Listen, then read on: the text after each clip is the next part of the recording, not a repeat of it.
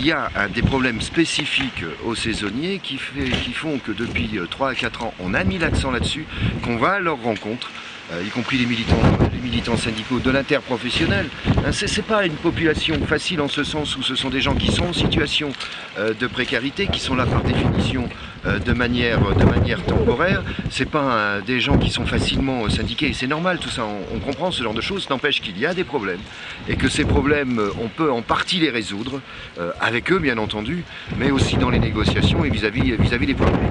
On connaît vos problèmes, ou si vous avez des problèmes autres, expliquez-nous vos problèmes et voilà comment on peut essayer de les résoudre. Mais c'est y compris sur des choses très pratiques.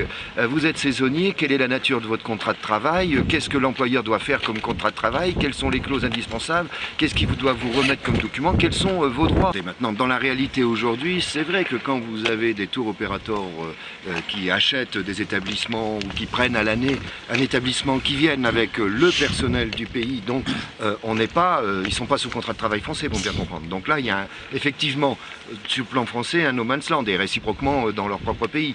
Mais là, au moins, y compris pour les tour opérateurs qui sont d'origine européenne, là, il y a des dispositions à prendre au niveau européen.